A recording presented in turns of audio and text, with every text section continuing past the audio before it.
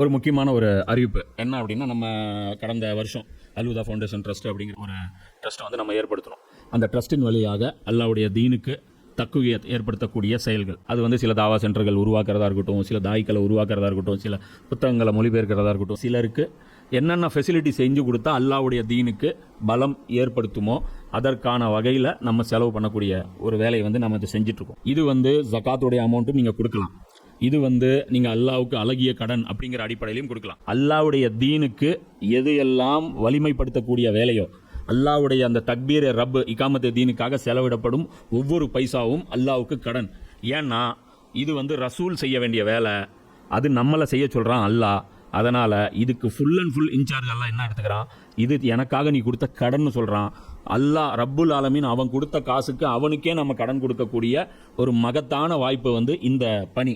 இந்த பணியை வந்து நம்ம செய்கிறோம். இந்த ஒரு பணியை மட்டும்தான் நம்ம செய்கிறோம். அல்லாஹ்வுடைய தீனை சரியான விதத்தில் முஸ்லீம்களுக்கு புரிய வைத்து அதன் மூலமாக அல்லாஹ்வுடைய தீனை வந்து வலுப்படுத்துவது, இந்த ஒரே இலக்குக்காக நாம் வந்து இந்த ஒரு ட்ரஸ்ட் வச்சுருக்கோம். இதுடைய பொருளாதாரம் நிறைய தேவைப்படுது. இப்போ வேலை செய்யத்தான் நமக்கு முதல்ல ஒரு நிலம் மட்டும் வாங்குறதுக்கு, ஒரு பில்டிங் கட்டுறதுக்கான பணி மட்டும் இருந்தால் போதும்னு நினச்சோம். ஆனால் சர்க்கிள் பெருசாக ஆக நிறைய பணம் தேவைப்படுது. நீங்கள் எந்த அளவுக்கு கான்ட்ரிபியூட் பண்ணுவீங்களோ அந்த அளவுக்கு நாமளும் வந்து அந்த வேலைகளை வந்து சிறப்பான முறையில் செய்ய முடியும். அதனால் ஒவ்வொருத்தரும் உங்களால் முடிஞ்ச உங்களுடைய பங்களிப்புகளை இந்த ரமலான் மாதத்தில் இன்ஷா அல்லாஹ் நீங்கள் கொடுங்க. அவுஸு பில்லாஹி மினஷ் ஷைத்தானிர் ரஜீம். பிஸ்மில்லாஹிர் ரஹ்மானிர் ரஹீம். இன்னல் ஹம்தலில்லாஹ் நஹ்மதுஹு நஸ்தஈனுஹு நஸ்தக்ஃபிருஹு வ நூமினு பிஹி வ நதவக்கலு அலைஹி வ நஊஸு பில்லாஹி மின் ஷுரூரி அன்ஃபுஸினா வ மின் ஸய்யிஆத்தி அமாலினா மை யஹ்திஹில்லாஹு ஃபலா முஸில்ல லஹு வ மை யுضللஹு ஃபலா ஹாதிய லஹு வ அஷ்ஹது அன் லா இலாஹ இல்லல்லாஹு வஹ்தஹு லா ஷரீக லஹு வ அஷ்ஹது அன்ன முஹம்மதன் அப்துஹு வ ரசூலுஹு அம்மா பஅத். அல்லாஹும்ம ஸல்லி அலா முஹம்மதின் வ அலா ஆலி முஹம்மதின் கமா ஸல்லைத அலா இப்ராஹீம வ அலா ஆலி இப்ராஹீம இன்னக ஹமீதும் மஜீத்.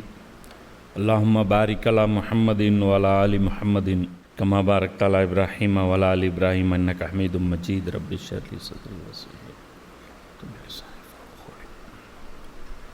இன்றைக்கி வந்து கிளாஸ் நம்பர் 126. இன்றைக்கி டேட் வந்து 3 ஜமாத்தில் ஆஹிர் 1447. இங்கிலீஷ் டேட் வந்து 23/11/2025 ஞாயிற்றுக்கிழமை. பார்க்க போகிற வசனம் வந்து 6வது அத்தியாயம் 147வது வசனம். அவுஸு பில்லாஹி மினஷ் ஷைத்தானிர் ரஜீம். பிஸ்மில்லாஹிர் ரஹ்மானிர் ரஹீம். இனி அவர்கள் உம்மை பொய்யர் என்று கூறினால் உங்கள் இறைவன் விசாலமானவன், கருணையாளன். எனினும் அவனுடைய தண்டனை குற்றவாளிகளை விட்டு நீக்கப்பட மாட்டாது என்று அவர்களிடம் நீர் கூறுவீராக. இப்போது தொடர்ச்சியாக குறைஷிகளுடைய அந்த மூட பழக்க வழக்கங்களை அல்லாஹ் வந்து கரெக்ட் பண்ணிட்டு வரான். நீங்கள் பாட்டுக்கு வந்து ஹலால் ஹராமுடைய அந்த வரம்புகளை வந்து விதிச்சிட்டே வரீங்க. இந்த குட்டி இருக்கக்கூடாது, அதை சாப்பிடக்கூடாது, இது வயிற்றில் இருக்கிறது ஆம்பளை சாப்பிடக்கூடாது, அது பொம்பளை சாப்பிடக்கூடாது, என்ன இது மாதிரி இந்த இஷ்டத்துக்கு வந்து, அதாவது நேர்ச்சி செய்யப்பட்ட அந்த ஒட்டகத்துக்கு மேலே பிரயாணம் பண்ணக்கூடாது, இது மாதிரி வந்து ஏகப்பட்ட விஷயங்கள் பண்ணிகிட்டே வராங்க. ஸோ இது ஒரு போக்கு. அதாவது அல்லாஹ் வந்து இந்த சின்ன சின்ன விஷயங்களை ஏன் கண்டிக்கிறான் அப்படின்னா, இது வந்து அல்லாஹ்வுடைய அதிகாரத்தை இவர்கள் கையில் எடுக்கிறாங்க. இதுதான் வந்து அல்லாஹ் வந்து அங்கே வந்து கிரிட்டிசைஸ் பண்ண வரான். ஸோ இதில் ஒன்றும் பெருசாக சொசைட்டிக்கு பெருசாக ஏதாவது தீங்கு இருக்கா? ஏதோ வயிற்றில் இருக்கிறது யாரோ ஆம்பளை சாப்பிடல பொம்பளை சாப்பிடலன்னு இதெல்லாம் பெரிய குடிமொழிக்கு போயிடுதா? குடிமொழிக்கு போகாது. ஆனால் இந்த போக்கு இந்த சின்ன அளவில் கூட ஓப்பன் பண்ணி விட்டால் அது பின்னாடி மிகப்பெரிய விளைவுகளை அது ஏற்படுத்தும். அது வந்து ஷிர்க்குடைய எந்த ஒரு சின்ன எலிமெண்ட்டு கூட அதை வந்து விட்டு வைக்கக்கூடாது அப்படின்னு சொல்லிட்டு அல்லாஹ், அதனால் அது டோட்டலாக அது எல்லாத்தையுமே அல்லாஹ் சொல்லிட்டு வரான். இது ஷரியத்தை இப்ராஹிமுடைய பகுதி இது கிடையாது. இப்ராஹிம் நபியுடைய ஷரியத்தில் இப்படி இருந்ததில்லை, நீங்களாக இதை வந்து இட்டுக்கட்டினீங்க அப்படிங்கிற இந்த விஷயத்தெல்லாம் சொல்லிவிட்டு, இனி அவர்கள் உம்மை பொய்யர் என்று கூறினால், இல்லை நீங்கள் சொல்கிறது இப்ராஹிமுடைய ஷரியத்தில் கிடையாது அப்படின்னு நீங்கள் சொன்னீங்கன்னா உங்கள் இறைவன் விசாலமான கருணையாளன். அப்போ உடனே பனிஷ்மெண்ட்டு வந்துருமா அப்படின்னு கேட்டால் வந்துடாது. அப்போ இந்த இடத்துல வந்து கடந்த இந்த முன்னாடி பார்த்த கிளாஸில் அந்த வசனங்களில் என்ன சொல்லியிருந்தோம், பனி இஸ்ராயல்களும் இது மாதிரி இட்டு கட்டியிருந்தாங்க. ஒட்டகம் சாப்பிடக்கூடாது, முயல் சாப்பிடக்கூடாது அப்படின்னு சொல்லிட்டு இவங்க வந்து நிறைய விஷயங்களை வந்து இவனுங்களும் இட்டு கட்டியிருந்தாங்க. ஸோ தடுக்கிறோம், அல்லாஹ் வந்து அந்த விஷயத்தையும் சேர்த்து கவர் பண்ணிட்டான். இப்போ இது 2 பேருக்கு சேர்த்து காமனான ஒரு மிரட்டல். இனியும் நீங்கள் நபி ஸல்லல்லாஹு அலைஹி வஸல்லம் அவர்களை பார்த்து பொய்யர்னு நினச்சிங்கன்னா உங்கள் இறைவன் விசாலமானவன், கருணையாளன். நீ உங்களை இப்போவே அழித்து மறுமை நாள் உடனே ஏற்படுத்த போகிறதோ கிடையாது. என்னுடைய கருணை நான் வந்து முடிவு பண்ணி வச்சுருக்கிறேன். அது மனிதர்களுக்கு தவணை எவ்வளோ தரணும்னு முடிவு பண்ணி வச்சுருக்கேன். அந்த கருணை காரணமாக உங்களுக்கு தவணை உண்டு. எனினும் அவனுடைய தண்டனை குற்றவாளிகளை விட்டு நீக்கப்பட மாட்டாது. அப்போ நபி லைவில் இருக்கும்போது நாம் வந்து மறுத்து பேசுகிறோம், நமக்கு பனிஷ்மெண்ட் கிடைக்க மாட்டேங்குது அப்படின்னா என்ன அர்த்தம்? ஒரு கிளாஸில் வந்து ஒரு டீச்சரு ஒரு மாணவன் வந்து எதிர்த்து பேசுகிறான்னா உடனே அவனுக்கு பனிஷ்மெண்ட் கிடச்சிரும். அதே வந்து ஒரு ஸ்பாட்டில் வந்து ஒரு சட்டத்தை மீறுறீங்க அப்படின்னா ஒரு அரசாங்கம் உடனே பனிஷ்மெண்ட்டு கொடுத்துரும்.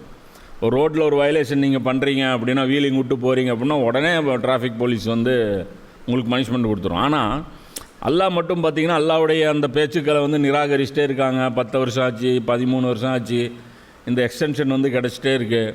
இது எதுக்கு? அப்போ அவங்க என்ன நினச்சிக்கிறாங்க? கன்ஃபியூஸ் ஆகிக்கிறாங்க.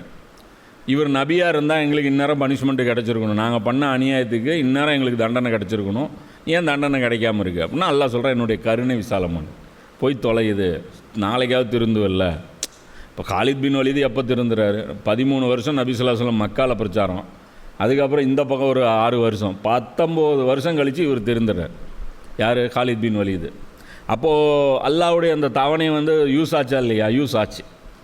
அப்போது அதுதான் அல்லாஹ் சொல்கிறான். அதே தான் பனி இஸ்ராயல்களுக்கு சொல்கிறான்.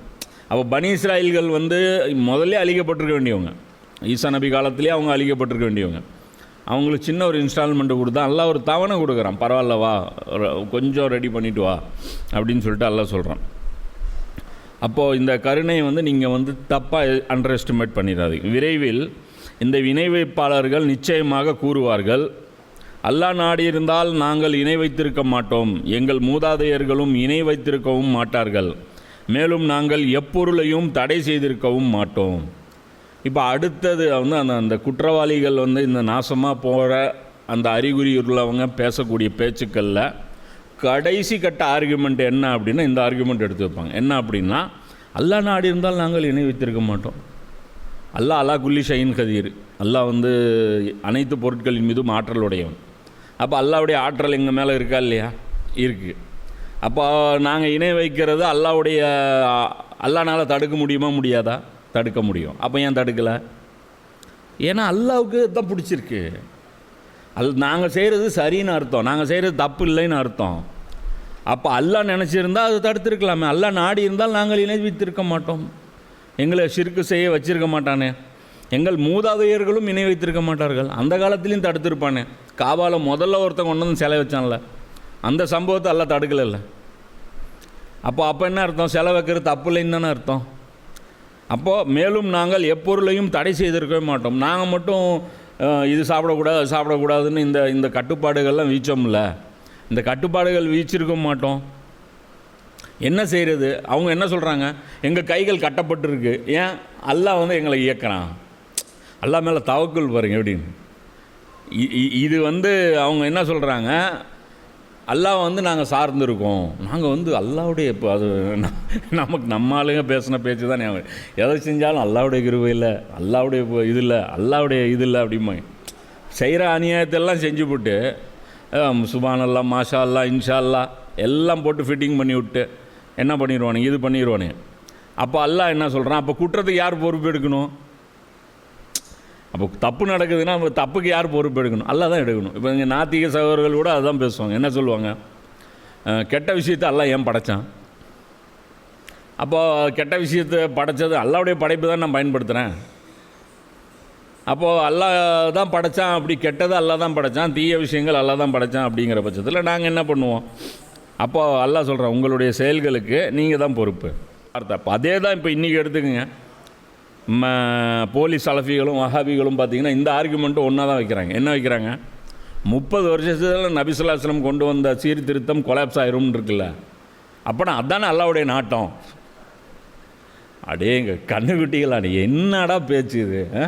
அதே தானே கேட்ட, அது எப்படி தடுக்க முடியும்? முஜாஹித் இப்னு ரஷீன் பேசுகிறாரு. தெரியுமில்ல இந்த ஆர்குமெண்ட் கேட்டிருக்கீங்களா? இதே ஆர்குமெண்ட் தான் வைக்கிறாங்க. கொலாப்ஸ் ஆகுறது ஆகத்தானே செய்யும். அப்போ என்ன அர்த்தம்? அப்போ அது மட்டும் அப்போ ரசூலுல்லாஹ்வுடைய முன்னறிவிப்புங்க அது. அதை எப்படி நீங்கள் தடுக்க முடியும்? இதை வந்து பிஜேவும் பேசுவார், அவங்களும் பேசுகிறாங்க, இவங்களும் பேசுகிறாங்க. அதாவது இந்த நாசமாக போகிறதுக்குன்னு முடிவெடுத்தவங்க எல்லாருடைய ஆர்குமெண்ட்டும் இப்படி தான் இருக்குது. அப்போ அதே திருப்பி நான் கேட்குறேன், தீனில் பிதஅத் வரும்னு ரசூலுல்லாஹ் சொன்னாங்களா இல்லையா? ஏன் தடுக்கிறீங்க? ஏன் தடுக்கிறீங்க? தீனில் பிதஅத் வரும் பின்னாடி, அதாவது சஹாபாக்களும் நாங்களும் சரியாக இருப்போம், பின்னாடி ஒரு கூட்டம் வரும், நாங்கள் சொல்லாததை செய்வார்கள், செய்யாததை சொல்வார்கள் அப்படின்னு சொல்லியிருக்குல்ல. அப்போ ஏன் விட்டுட்டு போங்களேன்? அது என்ன குல்லு பிதத்தின் ஜலாலா குல்லு ஜலாலத்தின் பின்னாடி எதுக்கு சொல்கிறேன்? அதையும் அந்த ஏன் ட்ராமா போடுற? அதையும் விட்டுரு. அப்போ என்ன விஷயம்? உனக்கு எங்கே நோகாதோ அந்த வேலையை செய்வேன், எங்கே நோகுதோ அந்த வேலையை நீ செய்ய மாட்ட. அப்போ காரணம் கேட்டால் என்ன சொல்லுவேன்? திடீர்னு அல்லாஹ்வை காட்டுவேன், திடீர்னு ஷரியத்தில் இல்லைம்பா, திடீர்னு யூசுஃப் நபியை கொண்டு போயிடுவேன், ஜம்ப் அடிப்பான், திடீர்னு பார்த்தீங்கன்னா சுலைமான் அலைஹிஸ்ஸலாம் ஜம்ப் அடிப்பான், எங்கேயோ போடுவான். ஆக மொத்தம் அவனுக்கு என்னன்னா துனியாவில் ஸ்க்ராட்ச் ஒழுகக்கூடாது. அவங்களுக்கு ஒரு சுகபோகமான, அதாவது துனியாவில் ரிஸ்க்கான எந்த ஒரு, அதாவது ஒரு சேலஞ்சான எந்த ஒரு இதுவும் நம்ம எடுத்துக்கவே மாட்டோம். சேலஞ்சுக்கே நாங்கள் வரமாட்டோம். அந்த சோதனைகள், அந்த துன்பங்கள், அந்த தியாகங்கள் அதெல்லாம் எதுவுமே நாங்கள் செய்ய மாட்டோம். இதுதான் அவங்களுக்கு அல்லாஹ் சொல்கிறான், இவர்களுக்கு முன் சென்றவர்களும் இவ்வாறு கூறித்தான் சத்தியத்தை பொய் என கூறிக்கொண்டிருந்தார்கள். இது இவனுங்கன்ட்டு இல்லை, ஃபிரௌனு அந்த சைத்தானும் இப்படி தான் சொல்லிட்டு இருந்தான், ஹாரூனு ஹாமானு இவங்க எல்லாருமே இப்படி தான் உருப்படாமல் போனானுங்க. எல்லா உருப்படாதவர்களுடைய ஆர்கியூமெண்ட்டும் கடைசியாக இது தான் இருந்தது. அயோக்கியத்தனத்துடைய உச்சகட்டம் என்னென்னா இதுதான், அல்லாஹ் மேலே திருப்பி போட்டுறது. அல்லாஹ் நாடு இருந்தால் நாங்கள் செய்திருக்க மாட்டோம். நடந்துருச்சு, அல்லாஹ்வுடைய நாட்டுப்படி நடந்துருச்சு. இறுதியில் நம்முடைய வேதனையின் சுவையை அவர்கள் அனுபவித்தார்கள். இவர்களிடம் நீர் கூறும், அறிவார்ந்த ஆதாரம் ஏதேனும் உங்களிடம் உண்டா? இருந்தால் அதனை எங்கள் முன் எடுத்து வையுங்கள். நீங்கள் வெறும் யூகத்தை தான் பின்பற்றி செல்கிறீர்கள், மேலும் நீங்கள் கற்பனையின் அடிப்படையிலேயே செயல்பட்டு கொண்டிருக்கிறீர்கள். அல்லாஹ்வுடைய நாட்டத்தில் நடந்துருச்சு, முன்னோர்கள் பண்ணிட்டாங்க, இப்படி பண்ணிட்டாங்க, நாங்கள் என்ன பண்ணுறது, அந்த பேச்செல்லாம் பேசாத. ஏதாவது எவிடன்ஸ் இருக்கா? இஸ்லாத்தில் இதுக்கு அனுமதி இருக்குதுன்னு எவிடன்ஸ் இருக்கா? அப்போ அதுதான் நான் கேட்குறேன். கர்பலாவுக்கு மறுப்பு கொடுக்குறீங்களா? கொடுங்கோ. கர்பலாவுடைய ஃபஸ்ட்டு பாட்டுக்கு கொடுங்கோ, ரெண்டாவது பாட்டுக்கு கொடுங்கோ, மூணாவது பாட்டுக்கு கொடுங்கோ. நபி ஸல்லல்லாஹு அலைஹி வஸல்லம் ஏன் வந்தார்கள் அப்படிங்கிறத விளக்கியிருக்கோம். அதுக்கு ரசூலுல்லாஹ்வுக்கு ஒரு மிஷன் இல்லைன்னு கொடுங்கோ, ஆதாரம் கொடுங்கோ. நாங்கள் உங்கள் கிதாபுலேருந்தே உங்களுக்கு ஆதாரம் எடுத்து கொடுக்குறேன். குரானில் நூற்றுக்கணக்கான ஆதாரங்கள் நான் எடுத்து கொடுக்குறேன் நான் சொல்கிற விஷயத்துக்கு. இப்படி இது ஆர்குமெண்ட்டு. அதான் சொல்கிறான். அல்லாஹ் என்ன சொல்கிறான்? அறிவுபூர்வமாக ஏதாவது பேசு. அப்போது அறிவுங்கிறது என்ன? ரெண்டு சோர்ஸு, ஒன்று அக்குல், இன்னொன்று நக்குல், அதாவது ட்ரான்ஸ்ஃபர் ஆகி வர்றது. அப்போ அல்லாஹ் என்ன சொல்கிறான்? அறிவுப்படி ஏதாவது ஆர்குமெண்ட் இருக்கா? கொடு. அப்படி இல்லைன்னா நகுல் படி ஏதாவது ஆர்குமெண்ட் இருக்கா? கொடு. அதை விட்டுட்டு என்னங்கிற அல்லாஹ்வுடைய நாட்டம் இதுன்னு. அல்லாஹ் என்ன நாடுறாங்கிறது அல்லாஹ்வுக்கு மட்டும்தான் தெரியும். அப்போது அல்லாஹ் இதைத்தான் நாடி இருக்கான், அல்லாஹ் இதைத்தான் விரும்பி இருக்காங்கிறது ஊகம் தானே அது. அப்போ அல்லாஹ் என்ன சொல்கிறான்? அறிவார்ந்த ஆதாரம் ஏதேனும் இருந்தால் உங்களிடம் உண்டா? இருந்தால் அதனை எங்கள் முன் எடுத்து வையுங்கள். நீங்கள் வெறும் யூகத்தை தான் பின்பற்றி செல்கிறீர்கள். அப்போ அல்லாஹ் என்ன திங்க் பண்ணுறாங்கிறது யூகம். அல்லாஹ் இப்படி தான் திங்க் பண்ணிகிட்டு இருக்கான். இப்போ அல்லாஹ் உங்கள் மேலே கானில் இருக்கானா, ஹாப்பியில் இருக்கானா? இன்றைக்கி டேட்டில் 2025 23 நவம்பரில் உங்கள் மேலே அல்லாஹ் கடுப்பில் இருக்கானா, சந்தோஷத்தில் இருக்கிறானா? திங்க் பண்ண தான் முடியும். என்ன திங்க் பண்ண முடியும்? யூகம் தான், யூகம் பண்ண முடியும். அதுதான் அல்லாஹ் சொல்கிறான். மேலும் நீங்கள் கற்பனையின் அடிப்படையிலே செயல்படுறீங்க. உங்கள் உலகமே கற்பனையில் தான் போய்ட்டு. அப்படியே நாங்கள் செய்கிற இபாதத்துக்கு அல்லாஹ் மயங்கி, அப்படியே அல்லாஹ் நம்மளை வந்து ஏண்டா இந்நேரம் நமக்காக சொர்க்கத்தில் அந்த 3 பேர் இந்த மீமூன்னு கிடக்கும்ல, 3 பேருக்கு புல்லில் படுத்துட்டு இந்நேரம் நமக்காக இப்படிலாம் ரெடி ஆகிட்டு இருக்கும்ல. இந்த ரமலான் வந்துருச்சுன்னா பயங்கர கற்பனை. நோன்பு வச்சுட்டோம், அந்த நோன்பு துறக்கும் போது எல்லாம் சந்தோஷம் அடையிறான் பார் அப்படி. அதை கற்பனை யூகம் பண்ணிக்கிங்க. எல்லாம் சொல்கிறோம். அதாவது என்னுடைய நாட்டம் என்னன்னு உங்களுக்கு கண்டுபிடிச்சிட்டிங்க, நான் என்ன ஏற்பாடு பண்ணேன் அப்படிங்கிறத நீங்கள் கண்டுபிடிச்சிட்டிங்களா? அல்லாஹ் அதான் சொல்கிறான். அல்லாஹ்வுடைய நாட்டம்ங்கிறது வேறு, எப்பயுமே 2 விஷயம் தனி. எது? அல்லாஹ்வுடைய அனுமதிங்கிறது வேறு, அல்லாஹ்வுடைய விருப்பங்கிறது வேறு. தீமை நடப்பதற்கு அல்லாஹ் அனுமதித்தால் மட்டும்தான் நடக்கும். தீமைக்கு வந்து அல்லாஹ் அனுமதி கொடுப்பான், ஆனால் அது அல்லாஹ்வுக்கு விருப்பமானது அல்ல. குஃப்ர் அல்லாஹ் என்ன சொல்கிறான், விரும்பினால் ஈமான் கொள்ளுங்கள், விரும்பினால் நிராகரிப்பை மேற்கொள்ளுங்கள். ஆனால் நிராகரிச்சிங்கன்னா உங்களுக்கு பனிஷ்மெண்ட் இருக்குது. நிராகரிப்பதற்கு உங்களுக்கு அனுமதி உண்டா? அனுமதி உண்டு. எல்லாத்த விட முக்கியமான விஷயம் அதான், அனுமதி வேறு விருப்பம் வேறு. அல்லாஹ்வுடைய அனுமதி இருக்கிறது, அல்லாஹ்வுடைய விருப்பம் கிடையாது. இப்லீஸுக்கு அல்லாஹ் அனுமதி கொடுத்துருக்கான், ஆனால் அல்லாஹ்வுடைய விருப்பமானவன் அவன். தஜ்ஜாலுக்கு அல்லாஹ் அனுமதி கொடுத்துருக்கான், ஆனால் அல்லாஹ்வுடைய விருப்பமானவனா? விருப்பம் அல்லாஹ்வுடையது கிடையாது. அல்லாஹ்வுடைய அனுமதியுடன் அவர்கள் செயல்படுகிறார். ஒரு கொலை நடக்குது அப்படின்னா அல்லாஹ்வுடைய அனுமதிப்படி தான் கொலை நடக்குது, ஆனால் அந்த கொலைக்கு அவன் தண்டனை அனுபவிக்கான். மேலும் நீர் கூறுவீராக, யதார்த்தம் கொண்டுள்ள முழுமையான வாதம் அல்லாஹ்விடமே இருக்கிறது. அவன் நாடி இருந்தால் நிச்சயமாக உங்கள் அனைவரையும் நேர்வழியில் செலுத்தியிருப்பான். ஆர்கியூமெண்ட், முழுமையான ஆர்கியூமெண்ட் வந்து அல்லாஹ் நான் வச்சுருக்கேங்க. அல்லாஹ் என்ன சொல்கிறான், முழுமையான ஹுஜ்ஜத்து நான் வச்சுருக்கேன். ஹுல் ஃபலில்லாஹில் ஹுஜ்ஜத்துல் பாலிகா. ஹுஜ்ஜத்து நான் சொல்லுவேன்ல, அல்லாஹ் ஹுஜ்ஜத்து நிறுவுறான், அல்லாஹ் ஹுஜ்ஜத்து ஆர்கியூமெண்ட்ஸ் மூலமாக அல்லாஹ் மனுஷனை மடக்கணும்னு நினைக்கிறான். மனுஷனுக்கு அல்லாஹ் கொடுத்துருக்கிற சாய்ஸ் எது? அவனை வந்து அறிவுரைகள் மூலமாக நெறிப்படுத்துவது அல்லாஹ்வுடைய ஏற்பாடு. இந்த உலகத்தில் அல்லாஹ் மனிதனுக்கு பண்ண ஏற்பாடு என்ன? தன்னுடைய விருப்பப்படி, அதாவது கொண்டு மனிதனை வாழ வைப்பது அல்லாஹ் பண்ண ஏற்பாடாக கிடையாது. அதுதான் அல்லாஹ் சொல்கிறான், அவன் நாடி இருந்தால் நிச்சயமாக உங்கள் அனைவரையும் நேர்வழியில் செலுத்தியிருப்பான். நானே சொல்கிறேன்டா, அட முட்டாளுங்களா, நானே சொல்கிறேன். நான் நாடி இருந்தால் ஃபிரௌன் தப்பு பண்ணியிருக்க மாட்டான், நான் நாடி இருந்தால் அபுஜெயில் தப்பு பண்ணியிருக்க மாட்டான், நான் நாடி இருந்தேன்னா எவனும் ஒரு இலை கூட உழுவாது. ஆனால் அல்லாஹ் என்ன சொல்கிறான், அல்லாஹ் ஆர்கியூமெண்ட்ஸ் மூலமாக நான் உங்களை வழி நடத்தணும்னு பார்க்குறேன். அப்போ அல்லாஹ் வந்து குரானில் என்ன பண்ணுறான், உதாரணங்களை சொல்கிறான், எக்ஸாம்பிள்ஸ் கொடுக்குறான், நசீஹத் பண்ணுறான், அல்லாஹ் உபதேசம் பண்ணுறான், அவங்களுடைய அறிவு கண்ணை திறக்கிறான், அவங்கள புரிய வைக்கிறான். ஆனால் நீங்கள் என்ன பண்ணுறீங்க, திமிரு பண்ணுறீங்க. திமிரு பண்ணிவிட்டு இந்த உலகத்தில் உங்களுக்கு என்ன பெனிஃபிட்னு பார்க்குறீங்க, உலகத்தில் உங்களுடைய ஆதிக்கத்தை நிலைநிறுத்தணும்னு பார்க்குறீங்க. அதனால் நீங்கள் என்ன பண்ணுறீங்க, அல்லாஹ் மேலே பழி போட்டு தவறு பண்ணுறீங்க. அல்லாஹ் தான் சொல்கிறான், நான் ஹுஜ்ஜத்து தான் உங்கள் மேலே நிறுவு பார்க்குறேன். ஹுஜ்ஜத்துல் பாலிகா, அதுவும் எப்படிப்பட்ட ஹுஜ்ஜத்து? பாலிகு. பாலிகுனா என்ன? பாலிகுனா வளர்ந்தவன், வயது வந்தவன் அர்த்தம். குழந்தைனா சின்னவன், பாலிக் ஆகிட்டான் அப்படின்னு, பெரிய ஆள் ஆகிட்டான் அப்படின்னு. அப்போ ஆர்கியூமெண்ட் எப்படிப்பட்ட ஆர்கியூமெண்ட்? அறகுற ஆர்கியூமெண்ட்டு கிடையாது, கம்ப்ளீட் ஆர்கியூமெண்ட். ஹுஜ்ஜத்துல் பாலிகா. அதனால தான் இந்த ஆர்கியூமெண்ட் இதை வச்சு தான் இவர் புக் எழுதுகிறார். யார்? ஷா வலியுல்லா தேல்வி. ஹுஜ்ஜத்துல்லாஹுல் பாலிகா, அல்லாஹ்வுடைய ஹுஜ்ஜத் அப்படின்னு சொல்லிட்டு ஒரு புக்கே எழுதுகிறார். அல்லாஹ் எப்படியெல்லாம் வந்து தொழுகைக்கு என்ன ஹுஜ்ஜத்து, நோன்புக்கு என்ன ஹுஜ்ஜத்து, இதை வந்து அவர் எழுதுகிறார். அது ஒரு தனி புக்காக அவர் வந்து போடுறார், ஹுஜ்ஜத்துல்லா பாலிகா அப்படின்ட்டு. அப்போது அல்லாஹ்வுடைய சாய்ஸ் என்ன? இங்கே மனிதன் வந்து காதை பயன்படுத்தணும், அறிவை பயன்படுத்தணும், சிந்தனையை பயன்படுத்தணும். வெளியிலிருந்து தரப்படக்கூடிய அழுத்தங்களுக்கு மனிதன் அடிபணிஞ்சிடக்கூடாது, இப்லீஸுடைய தூண்டுதலுக்கு மனிதன் அடிபணிஞ்சிடக்கூடாது. அதான் அந்த நன்மைக்காக ஏகப்பட்ட ஏற்பாடுகள் எல்லாம் பண்ணியிருக்கான். இப்போ இதுக்கு முன்னாடி அந்த பயான் பண்ணோம்ல, போன வாரம் ஞாயிற்றுக்கிழமை அந்த கிளாஸில் வந்து டோட்டலாக எல்லாம் என்ன சொன்னால், எல்லாம் எவ்வளோ ஏற்பாடு பண்ணியிருக்கான். மனிதனுக்குள்ளே எவ்வளோ பொட்டென்ஷியல் வச்சுருக்கான், வெளியில் எவ்வளோ பொட்டென்ஷியல் வச்சுருக்கான், மலக்குகளை கொண்டு அல்லாஹ் வந்து எப்படி வந்து மனிதனை வந்து வழி நடத்துகிறான். அதுக்கும் மேலே கடைசி ஹுஜ்ஜத்துன்னா நபிமார்கள் வந்து தேவையே கிடையாது. நபிமார்கள் வந்து செஞ்சு, அதுவும் நான் சொன்னாலே அக்னி காலி, செஞ்சு காட்டிட்டேன்னா அவனை டபுள் காலி. ஒரு நபி வந்து ஒரு விஷயத்தை அட்வைஸ் பண்ணாலே அதுவே போதும் உன்னை குற்றம் பண்ணுற பிடிக்கிறதுக்கு.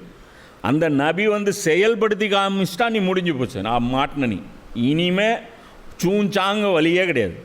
அப்போ இவர்கள் எல்லாரையும் பார்த்து நான் கேட்குறேன், ரசூலுல்லா ஒரு நல்ல தந்தையா முன்மாதிரியா இல்லையா? ரசூலுல்லா ஒரு நல்ல தாயியா முன்மாதிரியா இல்லையா? ரசூலுல்லா ஒரு நல்ல ஆன்மீக தலைமையாக முன்மாதிரியா இல்லையா? அதே நபி ஸல்லல்லாஹு அலைஹி வஸல்லம் அவர்கள் ஒரு ஆட்சி தலைமைக்கு முன்மாதிரியா இல்லையா?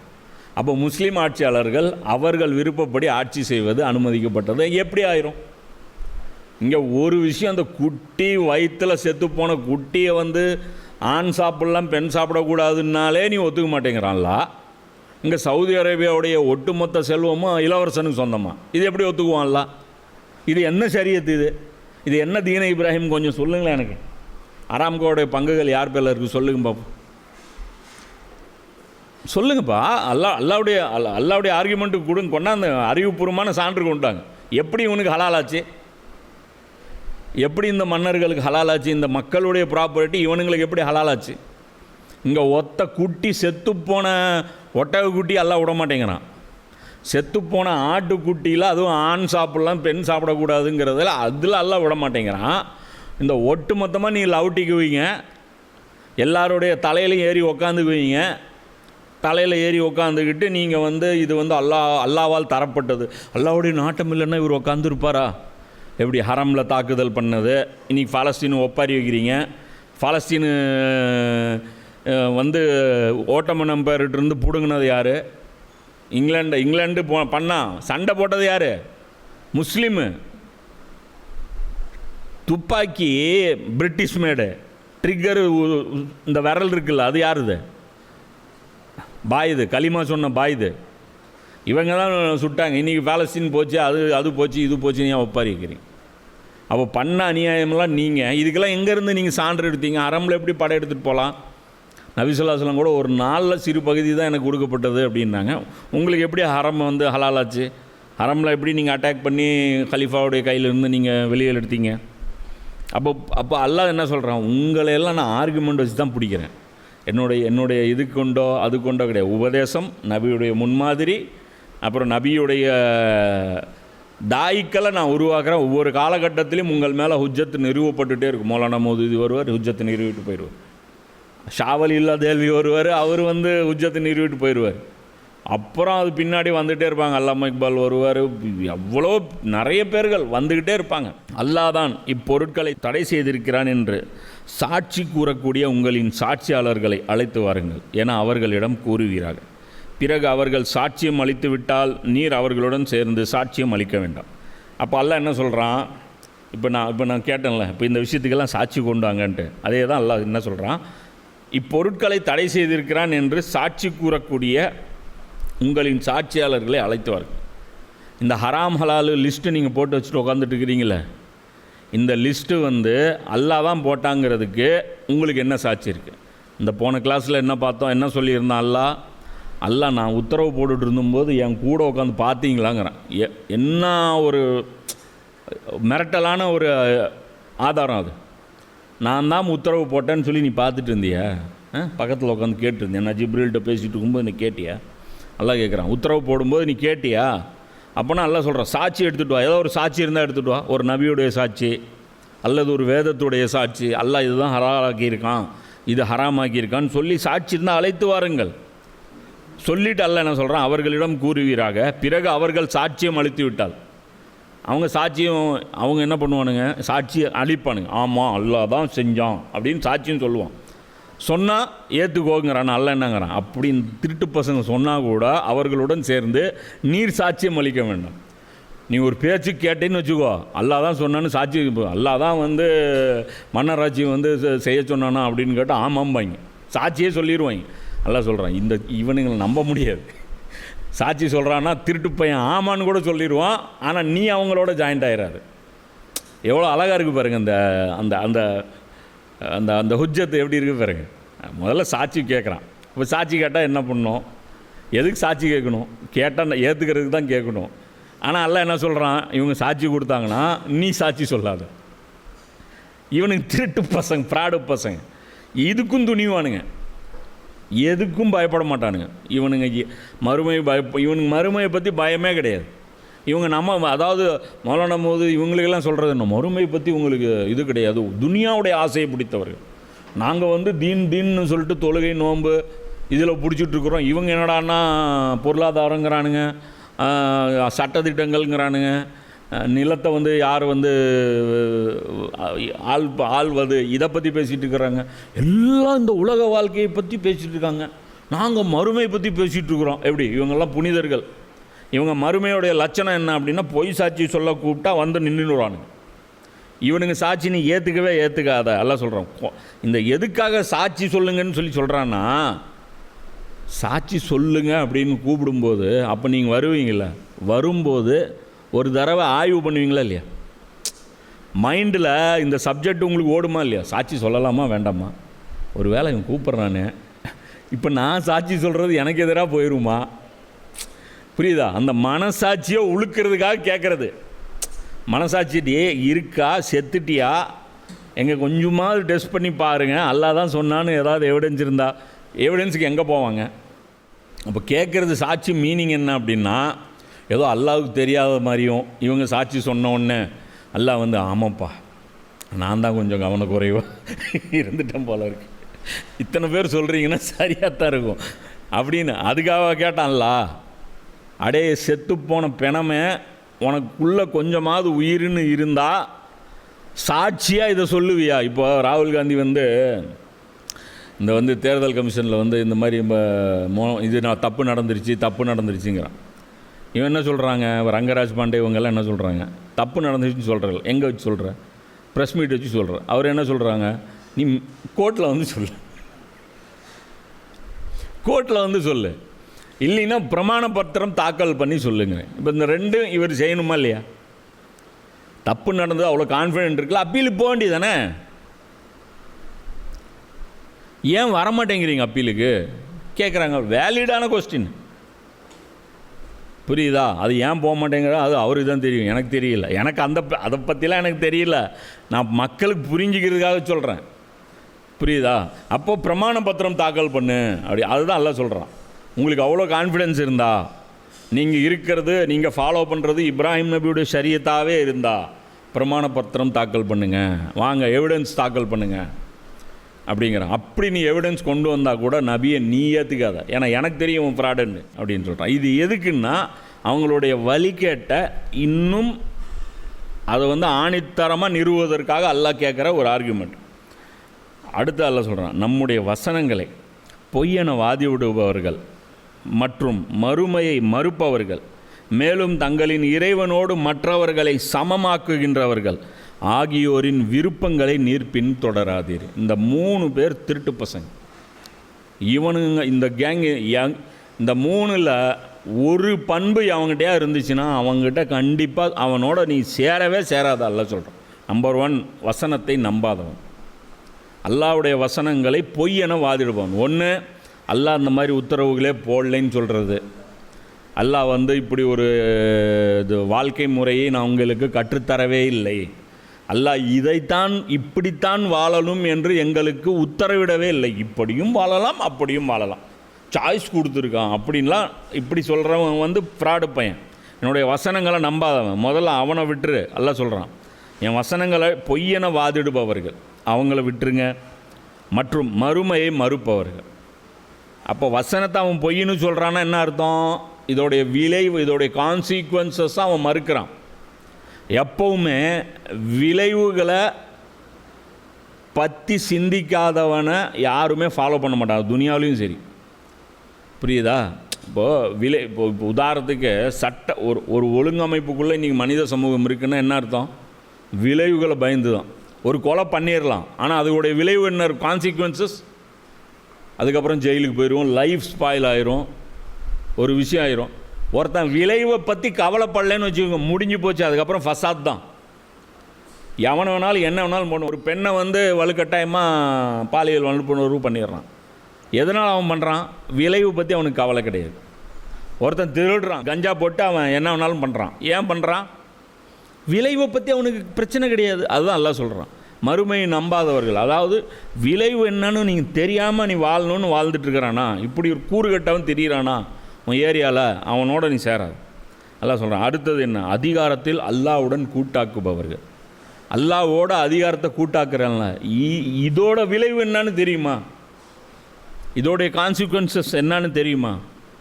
அப்போ அந்த 3 பண்புகள், அது பார்க்க போனால் 3 3 in 1 என்ன, இது 3 in 1. அது இந்த விளைவுகளை பற்றி சிந்திக்காதவன், இப்படி வாழ்கிறவன், தன்னுடைய மனசாட்சிப்படி வாழணும்னு அப்படியே நினைக்கிறவன், இவர்களுடைய விருப்பங்களை நீர் பின்தொடராது. இந்த மாதிரி அவங்களுடைய விருப்பங்களை, அவனுங்களாக விரும்பி செய்கிற விஷயங்களை நீங்கள் போய் ஃபாலோ பண்ணாதீங்க. அல்லாஹ் அது சொல்கிறான்.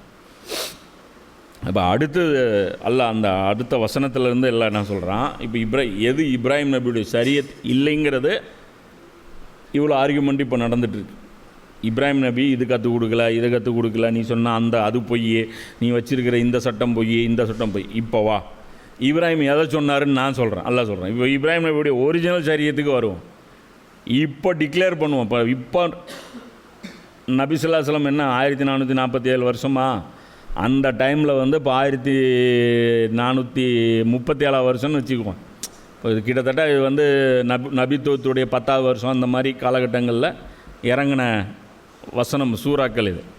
அப்போ அந்த டைமில் அல்லாஹ் சொல்கிறான், வா எல்லா கோடும் அலி. இப்ராஹிம் நபி என்னத்தை சொன்னார், மூசா நபி என்ன சொன்னார், அதிலிருந்து இசாக் நபிக்கு என்ன வந்துச்சு, அவருடைய இன்னொரு மகன் இஸ்மாயில் நபிக்கு என்ன வந்துச்சு, அதுக்கப்புறம் இந்த பக்கம் 1400 வருஷமாக அந்த நபிமார்களுடைய சங்கிலி என்ன சொல்லிச்சு, எல்லா கோட்டையும் அழிச்சிரு.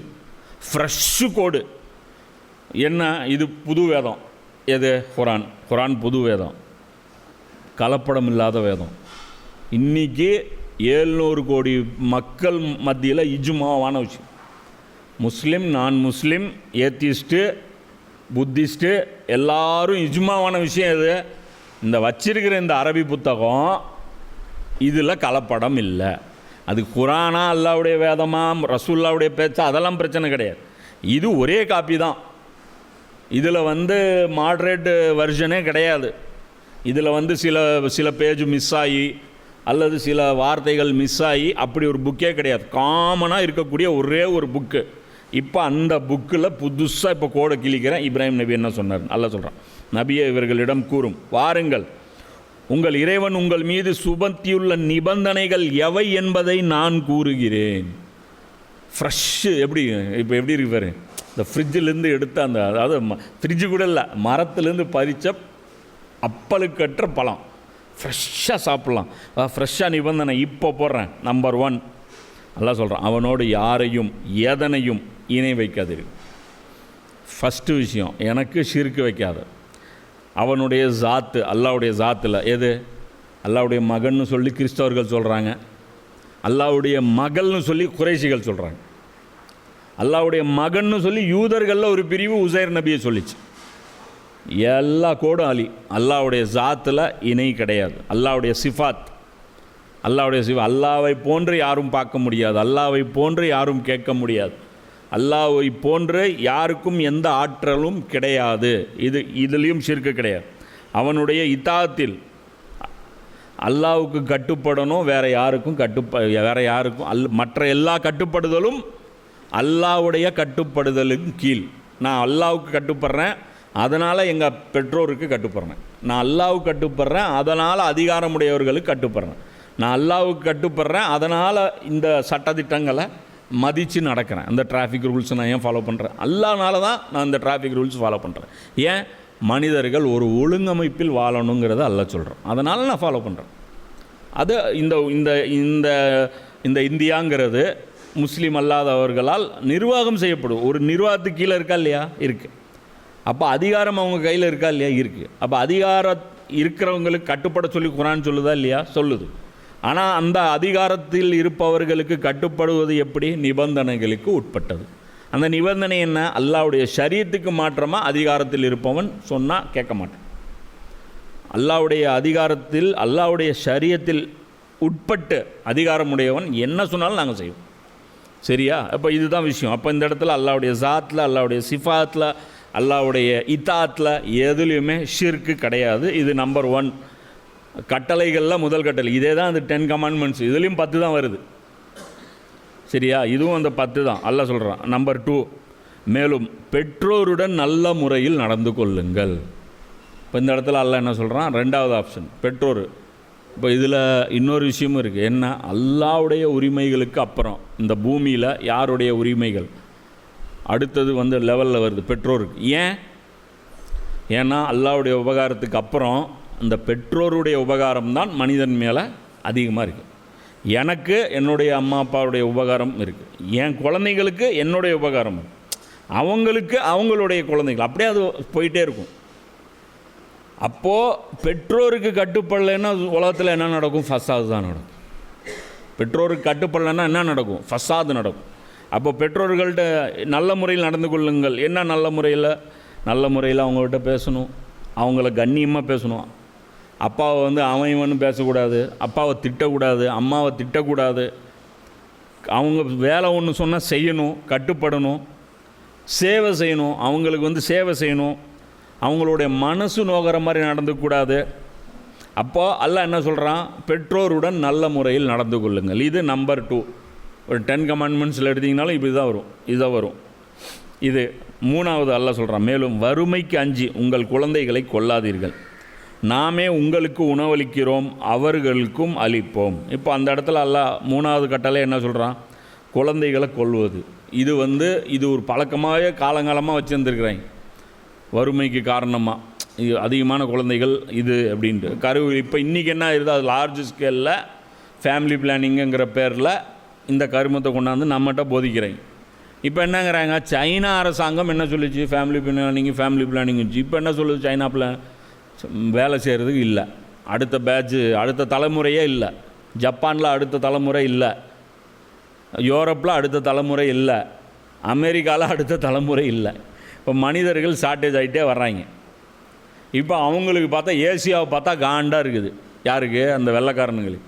பூனைக்கு அவனுங்களுக்கு வால் அறுந்துருச்சுன்னா, ஒரு பூனைக்கு வால் அறுந்துச்சுன்னா எல்லா பூனையும் வந்து வால் அழுந்துடணும் அப்படின்னு ஆசைப்படும். அது மாதிரி இவனுங்க வந்து தங்களுடைய வாழ்க்கையை எப்படி நாசம் பண்ணிக்கிட்டானுங்களோ, அல்லாவை விட்டுட்டு வேதங்களை விட்டுட்டு இது மாதிரி நம்மளும் நாசமாக போகணுன்னு சொல்லிட்டு கொண்டாந்து நம்மகிட்ட கன்றாவிகள் இதெல்லாம் கொண்டாந்து திணிச்சு நம்மளுடைய அந்த ஃபெர்டிலைஸ்டு இது அதே மாதிரி வந்து இந்த கல்வி திட்டம் 30 வயசு வரைக்கும் டிகிரிக்கு போயிட்டே இருப்பான் இந்த பொம்பளை. அவங்களுக்கு அந்த கருமுட்டைகள் எப்போ ஆரோக்கியமாக இருக்கும்? 17 வயசு 18 வயசு இதில் இருக்கும். என்ன அந்த டைம்லலாம் வந்து கல்யாணம் பண்ணி வைக்காமல் 18 வயசு 19 வயசில் கல்யாணம் பண்ணி வைக்காமல் 30 வயசில் கல்யாணம் பண்ணால் மாப்பிள்ளைக்கு 40 வயசு, பொண்ணுக்கு 30 வயசு. பெரும்பான்மையான கல்யாணங்கள் இப்படி தான். எல்லாம் பார்த்தீங்கன்னா இவர் ஒரு பெரிய சொசைட்டியில் கேட்டேன், என்னன்னா இன்னும் அவ்வளோ சீக்கிரம் கல்யாணம் பண்ணுறீங்க, லைஃப்பில் செட்டில் ஆக வேண்டாமா? ஏண்டா கல்யாணம் பண்ணுறதுக்கு எதுக்குடா லைஃப்பில் செட்டில் ஆகணும்? வீட்டில் இப்போது 1 கிலோ அரிசி எடுத்திங்கன்னா 1 கிலோ அரிசிக்கு 7 பேரா? 7 பேர் சாப்பிட்ணும். இப்போ ஒரு பொண்ணு வந்துருச்சு எக்ஸ்ட்ரா, எத்தனை பேர்? இப்போ 8 பேர் சாப்பிட்ணும். அப்போ ஒரு 150 கிராம் அரிசி கூட போடணும். இதுக்கு எதுக்கு நீ வந்து லைஃப்பில் செட்டில் ஆகிற? 150 கிராம் அரிசிக்கு பருப்பு, ஒரு 25 கிராம் பருப்புக்கு, ஒரு அரை தக்காளிக்கு, ஒரு 1/4 வெங்காயத்துக்கு நீ எதுக்கு லைஃப்பில் செட்டில் ஆகி கல்யாணம் பண்ணுற? இவ்வளோ தான். சாப்பிட்டு நிம்மதியாக வாழலாம்ல அந்த பொண்ணு? இல்லை, அந்த பொண்ணை ஓட வைக்கிறாங்க. போய் அநியாயமாக இருக்குது. இந்த சென்னை போனாலே நமக்கு கடுப்பாக இருக்குது. இந்த லோக்கல் மெட்ரோவில் போனால் அப்படியே இந்த ஜோம்பிஸ், இந்த பேய் பிரம்ம பிடிச்ச மாதிரி உக்காந்துட்டு இருப்பாங்க. டொட்டக் டொட்டக் டொட்டக் டொட்டக் டொட்டக் இப்படியே பிடிச்சிட்டே இருப்பான். டொன் டொன் வந்து இங்கே வந்து கோடம்பாக்கத்தின் செம்மறி ஆடைகள் தயவு செய்து இறங்கி கொள்ளவும் அப்படின்னு அப்படியே கோடம்பாக்கத்துக்கு வந்து. அப்போ அல்லாஹ் வந்து கண்டிப்பாக கல்யாணம் பண்ணோம்னா அந்த வீட்டில் ரிஸ்குடைய பர்க்கத்தெல்லாம் கொடுத்துரும். அந்த குழந்தைகள் வந்து எவ்வளோ வருதோ அதுக்கு தகுந்த மாதிரி அல்லாஹ் பர்க்கத்தை கொடுத்துருவோம். அப்போ அடுத்தது அல்லாஹ் சொல்கிறேன், இது 3ஆச்சா? 4வது, மேலும் மானக்கேடான செயல்களின் அருகே கூட செல்லாதீர்கள். அவை வெளிப்படையானவையாக இருந்தாலும் மறைவானதாக இருந்தாலும் சரியே. இந்த இடத்துல அல்லாஹ் என்ன சொல்கிறான்? அடுத்த 4வது மானக்கேடான ஃபவாஹிஷ் அப்படின்னா, ஃபாஹிஷா அப்படின்னா மானக்கேடாது, ஃபவாஹிஷ் அப்படின்னா பன்மையானது. எதெல்லாம் மானம் போகிற மாதிரி இருக்கோ அந்த எதையுமே செய்யாது. எதுலெல்லாம் மானம் போகும்? விபச்சாரம், அதில் மானம் போகும். ஓரினச்சேர்க்கை, அதுலேயும் மானம் போகும். ஒழுங்கீனமான ட்ரெஸ்ஸு, அரைகுறை ட்ரெஸ்ஸு, உடம்பு தெரிகிற மாதிரி ட்ரெஸ்ஸு, இதுலேயும் மானம் போகும். நிர்வாணமாக சுற்றுறது, இதுலேயும் மானம் போகும். அதாவது இன்னொருத்தனுடைய மானத்தை டேமேஜ் பண்ணுறது, பழி சுமத்துறது. இவ ஒழுக்கம் இல்லை, அவளை வச்சுருக்கா, அவளை வச்சுருக்கா, இதெல்லாம் பெரும்பாவத்தில் ஒன்று. இது பழி சுமத்துறது. அதே மாதிரி ஹதீஸ்கள் என்ன வருது? பிச்சை எடுக்கிறது. பிச்சை எடுக்கிறது மானம் போகிறது தானே, அதுவும் தவறு. அதே மாதிரி திருடுனா மாட்டிக்குவீங்க. அப்படி திருடுறதும் மானம் போகிறது. அவன் சொல்லிக்குவானா? கேட்டால் நம்ம ஒவ்வொருத்தனும் அவனுடைய தொழில் செய்கிறது கேட்டால் அவன் தொழில் செய்யும் தொழிலே தெய்வம். ஒருத்தன் மெக்கானிக்காக இருப்பான், அவனை பார்த்து தான் மெக்கானிக் வர்றாருன்னா கம்முன்னு இருப்பான். ஒருத்தர் வேற ஒரு தொழில் செய்கிறாரு, அவர் ஒரு டாக்டர் வர்றாருன்னா டாக்டர்னா சந்தோஷமாக இருவான். அதே மாதிரி ஒரு திருடர் வர்றாருன்னு டேய் அப்படிமா அவனே திருடனே விரும்ப மாட்டான். அப்போ டே உங்கள் தொழில் தானேங்க அது அப்படின்னா மானம் போதுற கம்முன்னுறா, நான் திருடன் ஏன்டா சொல்கிறேன். அப்போ உனக்கே தெரியுது இல்லை திருடன்னு சொல்லக்கூடாது, நீ விசிட்டிங் கார்டு அடி. முழு நேர திருடராக இருக்கிறேன், இரவுகளிலும் அவ்வப்போது ரயில்களிலும் தேவைப்படும் போகுது, எப்போதெல்லாம் தேவைப்படுகிறதோ நான் எடுத்துக்கொள்பவன் அப்படின்னு சொல்லிட்டு திருடன் விசிட்டிங் கார்டு போட முடியுமா? அப்போ மானம் போகுது இல்லை, அப்போ அதெல்லாம் செய்யாது. அப்போ இது மாதிரி நிறைய விஷயம், இதெல்லாம் என்னது? 4வது விஷயம், அல்லாஹ் இது ஹராம். மேலும் அல்லாஹ் கண்ணியத்திற்கு உரியதாக்கிய எந்த உயிரையும் நியாயமின்றி கொலை செய்யாதீர்கள். அப்போது இந்த விஷயத்தில் அல்லாஹ் 5வது விஷயம் என்ன சொல்கிறான்? கொலை செய்யாதீங்க. ஒரு மனித உயிர் கண்ணியமானது. அது யாருடைய உயிர் கண்ணியமானது? முஸ்லீம்களுடைய உயிர் கண்ணியமானதா? முஸ்லீம் அல்லாதவர்கள் யார், ஒரு சின்ன குழந்தையாக இருக்கட்டும், யாராக இருக்கட்டும், எல்லா மனித உயிர்களும் அல்லாஹ்விடத்தில் கண்ணியமானது. அப்போ கொலை செய்கிறது அது நியாயமாக இருந்தால் செய்யுங்க அப்படிங்கிறது. அது என்ன நியாயமான கொலை? அது அரசாங்கங்கள் செய்ய வேண்டியது. அது என்ன நியாயமான கொலை அப்படின்னா, கொலைக்கு பதிலாக ஒரு கொலை. ஒருத்தன் ஒரு உயிரை எடுத்துட்டான், அவன் உயிர் வாழ்வதற்கு தகுதியற்றவன், அவன் சமூகத்தில் உயிர் வாழ்வதற்கு தகுதி, அவனை கொண்டு போய் நீதிமன்றத்தில் நிறுத்தி அவனுடைய உயிரை நீதிமன்றம் அதன் மூலமாக அந்த மெஷினரி மூலமாக அவங்க அதை தண்டனை முடிவு கொடுப்பாங்க. 2வது போர்க்களத்தில் இப்போ இராணுவத்தில் போகிறீங்க, அவன் முன்னாடி எதிரி வரீங்க, அவனு சொல்லின்னா என்ன அர்த்தம்? நீங்கள் சுடப்படுவீங்க.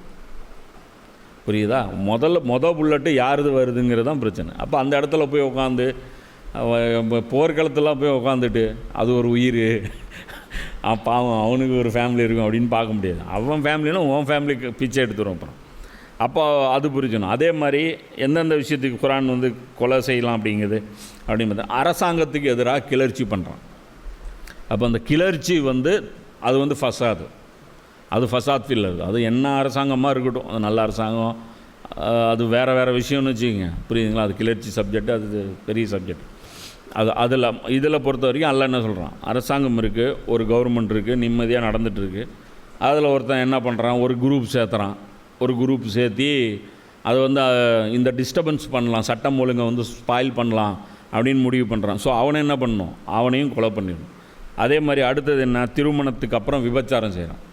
இது இஸ்லாமிய சட்டம், அதாவது எந்த நாட்டில் இருக்கோ அதில் இந்த திருமணத்துக்கு அப்புறம் விபச்சாரம் பண்ணால் அங்கோட தண்டனை என்ன? அவனுக்கும் மரணம் தான்.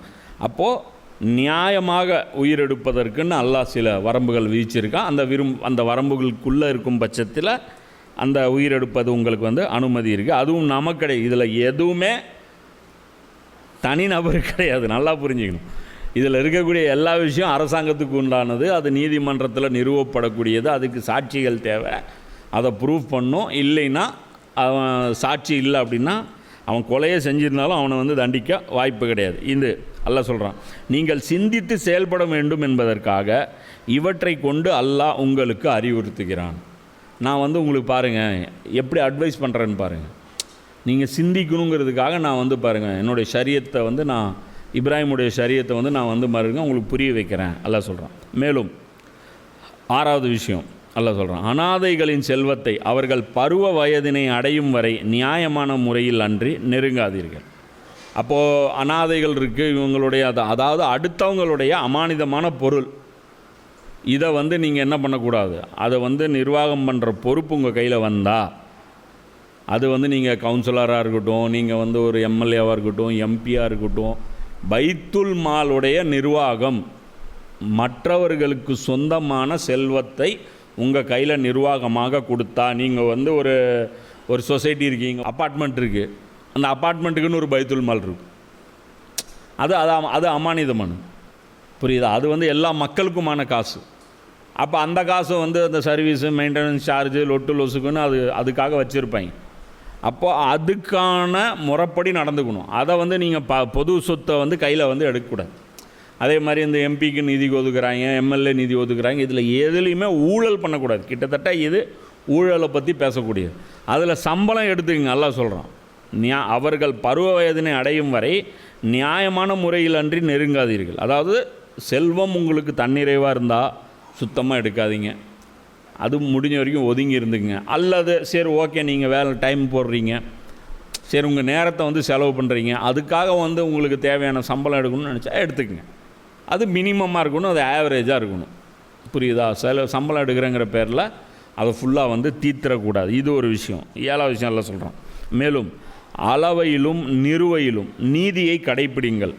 எந்த மனிதன் மீதும் அவனது சக்திக்கு ஏற்பவே தவிர நாம் பொறுப்பு சுமத்துவதில்லை. அப்போ அந்த இடத்துல என்ன சொல்கிறான், இந்த எடை போடுறது, இந்த பொருட்கள், பிஸ்னஸ்ஸு, இந்த விஷயத்தில் எல்லாத்துலேயுமே என்ன பண்ண சொல்கிறான், நீதியை கடைப்பிடிங்கள். அது அளவையிலும் நிறுவையிலும். அளவுனா என்ன, அளக்கிறது. நிறுவைனா என்ன, வெயிட்டு போடுறது. புரியுதா? 1 மீட்டர் துணினா 1 மீட்டர் கொடுங்க அளவு. இது வந்து 1 கிலோ அப்படின்னா 1 கிலோ கொடுங்க. அப்புறம் நிலத்தை விற்கிறீங்க, 1000 ஸ்கொயர் ஃபீட்னா 1000 ஸ்கொயர் ஃபீட் இருக்கணும். புரியுதா? 1 ஏக்கர்னா 1 ஏக்கர் இருக்கணும். இது வந்து அளவு நிறுவையில் நீதியை கடைப்பிடிங்க. இதில் வந்து எதுவும் பண்ண, இதில் எல்லாம் என்ன சொல்கிறான், சக்திக்கு ஏற்ப பண்ணுங்க அப்படி போட்டு ரொம்ப இதாகிங்க. இப்போ இந்த ஏக்கர்லாம் அளக்க போனீங்கன்னா அக்யூரேட்டாக அளக்கவே முடியாது. அது எந்த இப்போ உதாரணத்துக்கு இந்த விவசாய நிலம் எந்த நிலத்துக்கு போங்க, ப்ளஸ் ஆர் மைனஸு கிட்டத்தட்ட ஒரு 5% இருக்க தான் செய்யும்.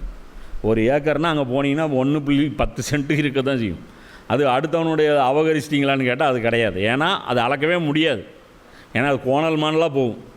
இப்படி போய் அப்படி போய் அப்படி போய் இப்படி போய் வரும். இன்றைக்கி அக்யூரேட் வந்துருச்சு ஜிபிஎஸ். ஆனால் இன்னும் கவர்மெண்ட்டில் ஜிபிஎஸ் வந்து நடைமுறைக்கு கொண்டு வரும். கவர்மெண்ட்டு சர்வேர் வந்தார்னா அவர் எதில் அளக்கிறார், டேப்பில் தான் அளக்கிறார். டேப்பை தொங்கும், டேப் வந்து தொங்கும். டேப்பில் வந்து அந்த கருவெல்லாம் கரெக்டாக எடுக்க முடியாது. அது இப்படி இப்படி குச்சி வச்சு குத்து மதிப்பாக எடுப்பான். அதுதான் எல்லாம் சொல்கிறான். என்ன சொல்கிறான், அவனது சக்திக்கு ஏற்பவே தவிர நாம் பொறுப்பு சுமத்துவதில்லை. அளவு அக்யூரேட்டாக பண்ணுறேன்னு சொல்லிட்டு 1.5 வருஷத்துக்கு அளந்துகிட்டே இருக்காதரா. ஓரளவுக்கு முன்னால் எவ்வளோ முடியுமோ அந்த அளவுக்கு அக்யூரேட்டாக அளந்து. அதே மாதிரி கிராம் கணக்கில் 1 கிலோ போடுறோம், அதில் போய் 5 கிராமு மீன்லாம் அளக்க முடியுமா?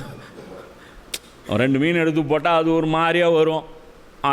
1 கிலோ 350 கிராம் வரும், 375 கிராம் வரும். இப்போ 1.25 காலாக வச்சுக்கோ, 1.5 வச்சுக்கோ, அது ரஃப்பு. இப்படி அதுக்குன்னு ஓவர் அக்யூரசி போயிருக்காங்க.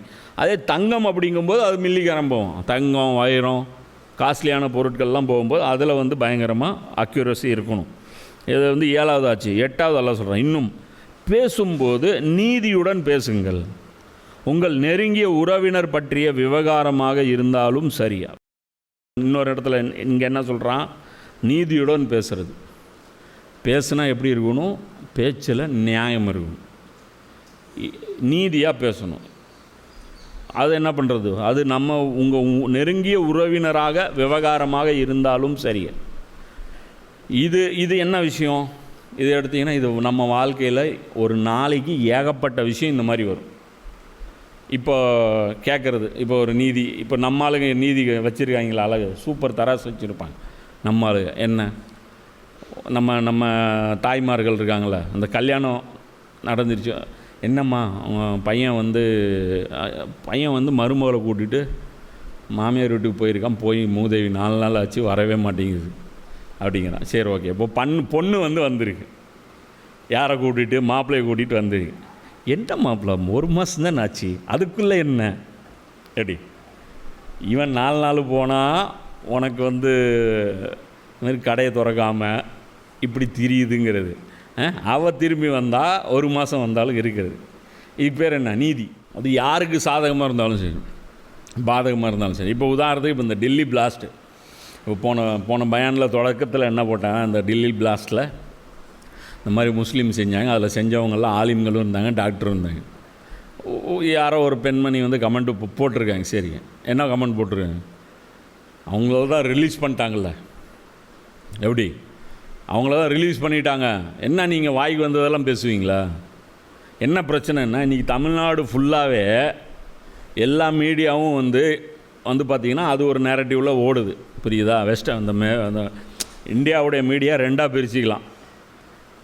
கோதி மீடியா ஒன்று தனி, அது வந்து அதுக்கு வந்து நம்ம சொல்கிறது தான் சட்டம். இந்த மீடியா என்ன அப்படின்னா, இது வந்து நாத்திகர்கள், அதாவது நாத்திக மீடியா இதெல்லாமே. இவங்களுக்கு என்ன, சிறுபான்மைக்கு எதிரானது, தலித்து, ஒடுக்கப்பட்டவர், அவங்க என்ன அநியாயம் பண்ணாலும் சரி அப்படிங்கிற மாதிரி இவங்க. மொத்தம் அரெஸ்ட் பண்ணது எத்தனை பேர்? கிட்டத்தட்ட 20 பேர். என்ன அதில் டாக்டர் மட்டுமே கிட்டத்தட்ட ஒரு 10 பேருக்கு நெருக்கமாக டாக்டர் அரெஸ்ட்.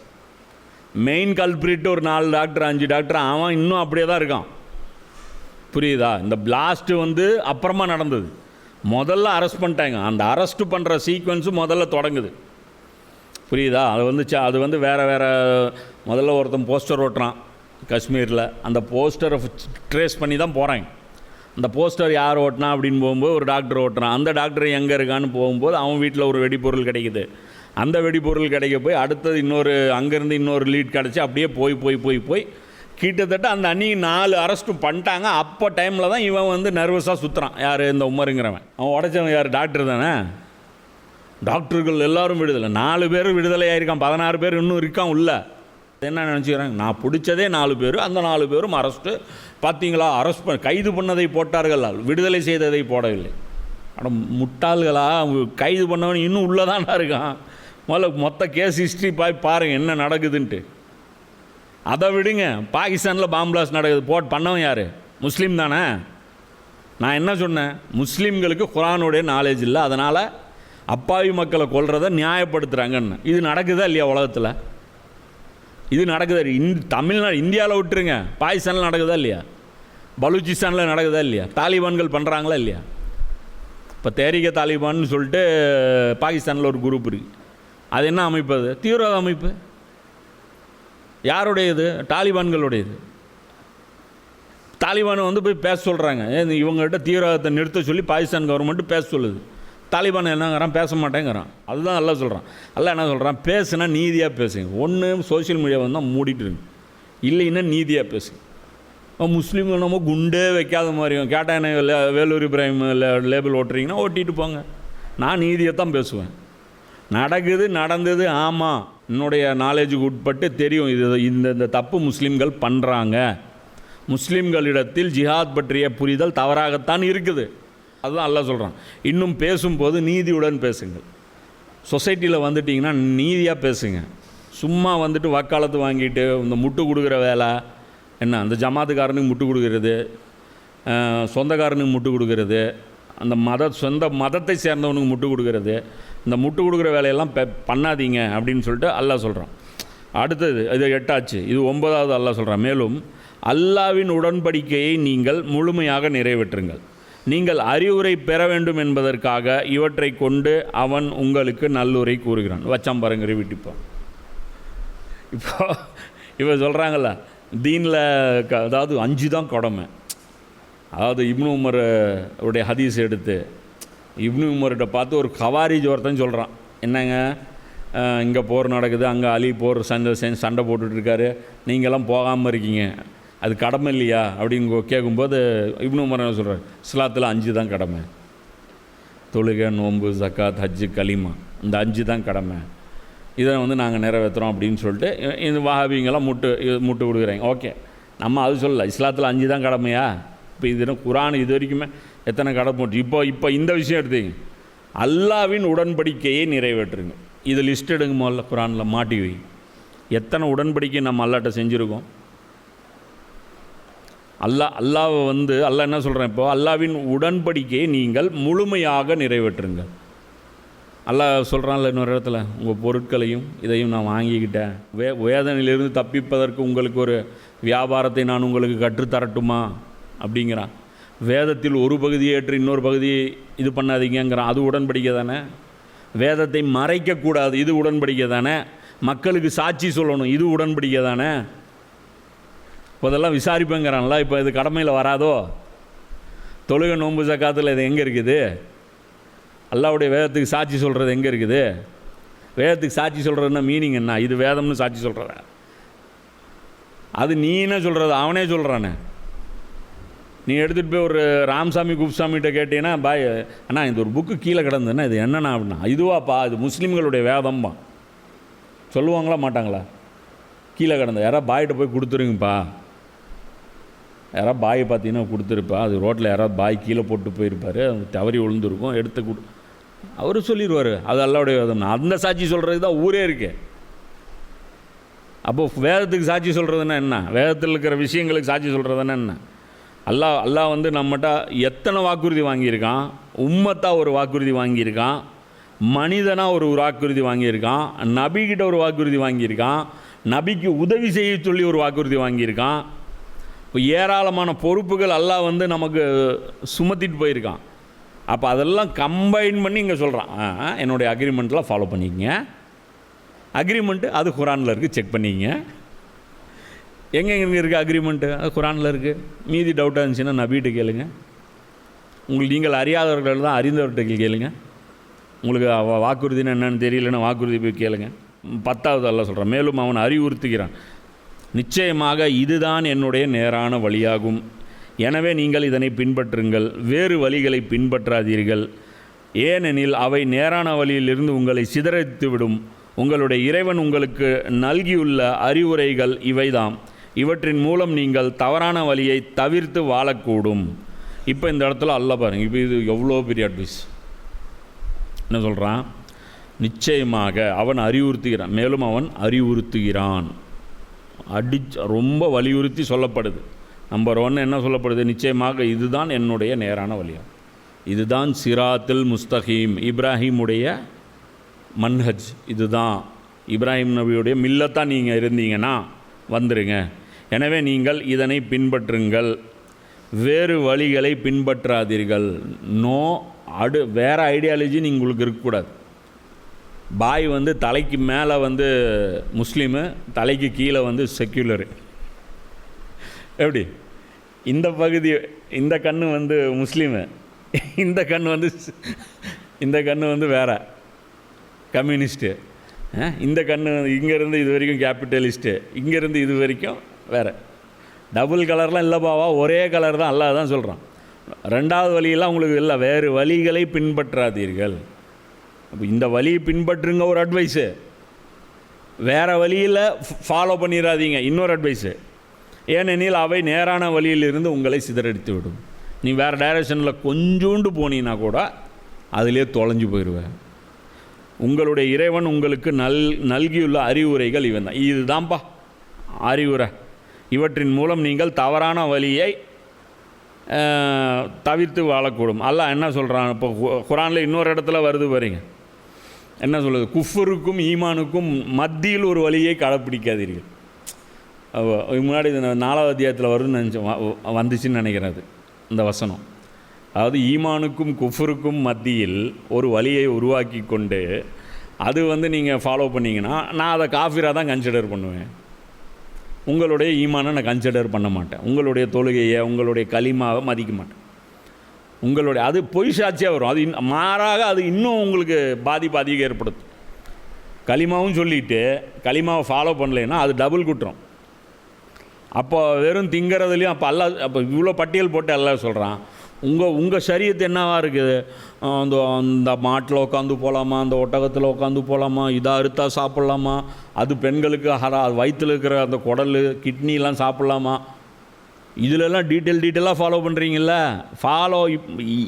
இப்படி பண்ணால் இது இல்லை சரியத்து. இப்ராஹிமுடைய சரியத்து இப்படி வெறும் திங்கிறதுலையும் சடங்குலையும் மட்டும் ஒரு இது பார்த்து என்ன சொல்கிறான்? அப்புறம் இவர் வந்து ஒரு சிவிலைஸ்டு மேனா. இவங்கெல்லாம் பயங்கர டிசிப்ளினாக இருப்பாங்க. எப்படிங்க? அவங்க எடுத்திங்கன்னா சாப்பாடு எடுத்திங்கன்னா கை கழுவி தான் சாப்பிடுவாங்க, பிஸ்மில்லா சொல்லி தான் சாப்பிடுவாங்க, வலது கையில் தான் சாப்பிடுவாங்க. அவங்க வந்து பார்த்திங்கன்னா யூரின் போனால் கூட சுத்தம் பண்ணுவாங்க. டிசிப்ளின் இன்னும் முடியல பாவா, இன்னும் இருக்குது நிறைய டிசிப்ளின்னு. இதான் இப்போ 10 விஷயம் அல்லாஹ் சொல்லிகிட்டு இருக்கிறான்ல. அப்போ அல்லாஹ் சொல்கிறான்ல, என்ன சொல்கிறான்? எந்த துறையாக இருந்தாலும் ஹாசா இதுதான் சிராத்துல் முஸ்தகீம். அவனை இந்த டிபார்ட்மெண்ட்டு பிரிக்கிறது, இந்த கேட்டகரி பிரிக்கிறது, என்ன சிலது ஃபாலோ பண்ணுறது, சிலது விடுறது, இது மாதிரியான வழிகாட்டுதல் இந்த மாதிரிலாம் நீ போகக்கூடாது. வெறும் திங்கிறதில் ஃபாலோ பண்ணுறது. பன்னிக்கறி சாப்பிடவே மாட்டான், ஆனால் வட்டி வாங்கின காசு சாப்பிடுவான். 2 சேம் தான், ஹராமு. பொய் பேசி வியாபாரம் பண்ணி சாப்பிடுவான், அதுவும் ஹராமு. பன்னிக்கறியும் ஹராமு. திங்கிறது இருந்தால் 2 தின்னு, இல்லைன்னா 2லையும் விடு. ஏன்னா அது நடுவில் ஒரு ரூட்டு, புரியுதா? அப்போ அது நடுவில் ஒரு ரூட்டு எடுக்காத, இந்த அரைகுறை ரூட்டும் எடுக்காத. இப்போ அது அல்லாஹ் சொல்கிறான். பிறகு நாம் மூசாவுக்கு வேதத்தை வழங்கினோம். அவ்வேதம் நன்னடத்தை மேற்கொண்டோருக்கு அருட்கொடை நிறைவு செய்யக்கூடியதாகவும் அவசியமான ஒவ்வொன்றையும் விளக்கக்கூடியதாகவும் நேர்வழி காட்டக்கூடியதாகவும் அருள் மிக்கதாகவும் இருந்தது. இப்போ இந்த இடத்துல அல்லாஹ் என்ன சொல்கிறான் பாருங்கள். இது வந்து இப்ராஹிம் நபியுடைய வழிமுறை இது சொல்லப்பட்டு வருது, சரியா? இப்போ இந்த இடத்துல மூசா நபியும் ஜாயின் பண்ணுறான். பிறகு நாம் மூசாவுக்கு வேதத்தை வழங்கினோம். இப்போ அல்லாஹ் என்ன சொல்கிறான், மூசாவுக்கும் இதே தான் கொடுத்தேன், அதே 10 கமாண்ட்மெண்ட்ஸ் தான். நீ அங்கே போய் தௌராத்தில் போய் வெரிஃபை பண்ணினாலும் அது வரும் பனி இஸ்ராயலில். 17வது அதே பனி இஸ்ராயல்னு சூறா இருக்கா, அந்த சூறாலையும் இதே விஷயங்கள் மறுபடியும் ரிப்பீட் ஆகி வரும். அல்லாஹ் என்ன சொல்கிறான், அவ்வேதம் நன்னடத்தையை மேற்கொண்டோருக்கு அருட்கொடையை நிறைவு செய்யத்தக்கதாகவும் அவசியமான ஒவ்வொன்றையும் விளக்கக்கூடியதாகவும் நேர்வழி காட்டக்கூடியதாகவும் அருள்மிக்கதாகவும் அமைந்திருந்தது. அல்லாஹ் என்ன சொல்கிறான், அந்த 10 விஷயந்தான். நீங்கள் குரானை எடுத்துக்கங்க, பைபிளை எடுத்துக்கங்க, இந்த 10 விஷயந்தான் ஹராமு ஹலாலு. மற்றதெல்லாம் அதோடைய விரிவாக்கம் தான். புரியுதா? நீதியை கடைபிடிங்கள். எது நீதி குரானில் ஃபுல்லாக வரும். நான் சொன்னல 10 தான் அல்லாஹ் மொத்த 10 கட்டளைகள்ங்கிறான்ல, 10 தாங்க கட்டளைகளை. மொத்த தீனும் எடுத்திங்கன்னா 10 தான். நீ பெருசாக அழட்டிக்க வேண்டாம். இஸ்லாம் என்ன 10 தான். ஆனால் அந்த 10 எது, அதில் ஒட்டுமொத்த வாழ்க்கையுடைய எல்லா துறையும் வரும். இது 10 அப்போ அங்கே ராவாக கொடுத்தான் இப்ராஹிம் நபிக்கு. அங்கேருந்து மூசா நபி வரும்போது கொஞ்சம் விளக்கங்கள் ஆட் ஆயிடுச்சு. மூசா நபியிலேருந்து ஈசா நபி வரும்போது இன்னும் விளக்கங்கள் ஆட் ஆகுது. அப்போ எக்ஸ்பேன்ஷன் ஆகுது, தஃப்சீர் ஆகுது. புரியுதா? இப்போ நான் ஒவ்வொன்றும் நான் விலக்கி சொல்லிகிட்டு இருக்கேன்ல. பெற்றோரோடு நடந்து கொள்ளுங்கள், நான் பெற்றோரை திட்டக்கூடாது, பெற்றோரை சொன்னால் வேலை செய்யணும், இதெல்லாம் சொல்லலை. பெற்றோருக்கு உபகாரம் செய்யுங்கள் அல்லாஹ் சொல்லிட்டான். உபகாரம்னு என்ன எக்ஸ்பெண்ட் பண்ணணும், அது ரசூல்லா எக்ஸ்பெண்ட் பண்ணுவாங்க. அது ஒரு புக்காக வந்துடும். பெற்றோரின் கடமைகள்னு ஒரு புக்கு வந்துடும். ஆனால் சுருக்குனீங்கன்னா அந்த ஒரு வார்த்தை தான். இழுத்தீங்கன்னா குரானு, அது ஒரு அத்தியாயமே கூட வரும். நீதினா என்ன, சிராத்துல் முஸ்தகீம்னா என்ன, நல்லோர்களின் வழினா என்ன, மில்லத்தை இப்ராஹிம்னா என்ன, அதுதான் குரான் எக்ஸ்பெண்ட் பண்ணிடும். சுருக்குனீங்கன்னா இந்த 10 ஒரு பேப்பரில் அடித்து தொங்க விட்டுறலாம். இஸ்லாத்துடைய டோட்டல் போதனைகள் ஒரு A4 ஷீட்டில் வந்துடும். அதை எக்ஸ்பேண்ட் பண்ணிங்கன்னா 6000 சில்லற வசனங்கள், குலஃபாய் ராஷிதீன்களுடைய வாழ்க்கை, நபி ஸல்லல்லாஹு அலைஹி வஸல்லம் உடைய சீரத்து. அதை எக்ஸ்பேண்ட் பண்ணிங்கன்னா அந்த 10 இப்படி போகும். ஜூம் பண்ணிங்கன்னா மறுபடியும் என்ன சொல்கிறது, ஃபோக்கஸ் உள்ளே சுருக்குனிங்கன்னா அதுக்குள்ளே ஆயிரும். சரி, அப்போ இந்த 10 விரிவாக்கம் தான் இது. அது எல்லா நபிமார்களுக்கும் பார்த்தீங்கன்னா அந்த விரிவாக்கத்தில் தான் மாறி மாறி வரும். அல்லாஹ்வை தொழுவுறது எப்படி, ஒரு நபி இப்படி தொழும்பார், இன்னொரு நபி வேறு மாதிரி தொழும்பார். ஆனால் விஷயம் என்ன, அல்லாஹ் தொழுவுறது தான், அல்லாஹ்வை வணங்குறது தான். நோன்பு வைக்கிறதுனா ஒரு நபி நோன்புடைய ஷரியத்து வேறையாக இருக்கும், இவருக்கு வேறையாக இருக்கும். ஆனால் கான்செப்டு அல்லாஹ்வுக்கு அடி பண்ணிதல் தான். அந்த 10 தாண்டாது, 10, 11 எங்கேயுமே போகாது. புரியுதா? இவங்க கன்ஃபியூஸ் பண்ணுறது என்ன, நம்மளை வச்சுட்டு யூசுஃப் அலைஹிஸ்ஸலாம் அங்கே ஆட்சி பண்ணாங்கள்ல, அப்போ ஆட்சி இல்லாமல் இத்தனை நபிமார்கள் இருந்தாங்கள்ல, எதுக்கு நீ அவ்வளோ சுற்றுற? எல்லாரும் ஒன்றை தான் செஞ்சாங்க, எல்லாரும் நீதியை தான் நிலைநாட்ட பார்த்தாங்க. அவங்களுக்கு கிடைச்ச வாய்ப்புகளை அவங்க பயன்படுத்தினாங்க. இதுதான் இப்போ இவங்க சொல்கிறது என்ன. இப்போ இந்த வஹாபிகளும் இந்த போலி சலஃபுகள் என்ன சொல்கிறாங்க, யூசுப் நபியோடைய தீன் வேறு மாதிரியும், ஷரியத்து மாற்றி வந்துச்சு. தீன் நம்ம யூசுப் நபிக்கு வேறு மாதிரியும், முகமது ஸல்லல்லாஹு அலைஹி வஸல்லம் அவருடைய தீன் வேறு மாதிரியும் நம்மகிட்ட கன்ஃபியூஸ் பண்ணுறாங்களா இல்லையா? நீங்கள் அவங்களுடைய ஆதரவாளர்கள்ட்ட என்ன சொல்கிறாங்க, என்னப்பா இவங்க புதுசாக பேசுகிறாங்க, நீதி நிலைநாட்டுங்கள்னு தானே இருக்குது. புரியுதா? நீதி நிலைநாட்டுங்கள் தானே இருக்குது, இப்படி தானே இருக்குது, அப்படி தானே இருக்குது, இதுக்கு எங்கே போய் இந்த விளக்கம், அதுக்கு எது போய் அந்த விளக்கம்?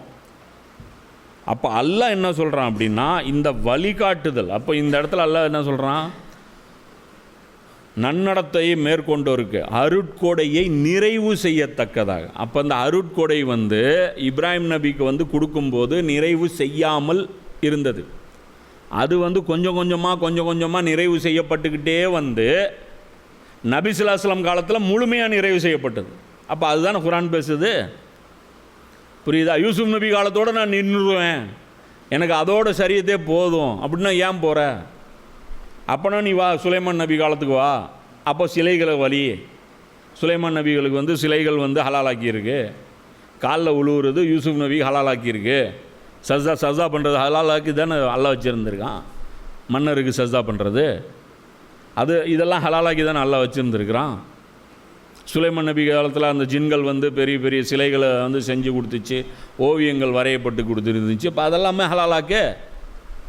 அப்போ அதான் சொல்கிறோம்ல, அப்போது அல்லாஹ் என்ன சொல்கிறான், நான் நிறைவு பண்ணிகிட்டே வரேன் என்னுடைய ஷரியத்தை. இந்த 10 கட்டளைகளை நான் வந்து அப்படியே எக்ஸ்பெண்ட் பண்ணிக்கிட்டே வரேன் அப்படின்னு சொல்கிறேன். மக்கள் தம் இறைவனை சந்திப்போம் என்று நம்பிக்கை கொள்ள வேண்டும் என்பதற்காகவே அல்லாஹ் சொல்கிறான். இது வந்து எதுக்கு இது சொல்கிறான் அப்படின்னா, யாருக்கெல்லாம் அல்லாவை போய் நாம் சந்திக்க போகிறோங்கிற அந்த அவேர்னஸ் இருக்குதோ அவங்க கன்ஃபியூஷனுக்கு போயிடாதீங்க.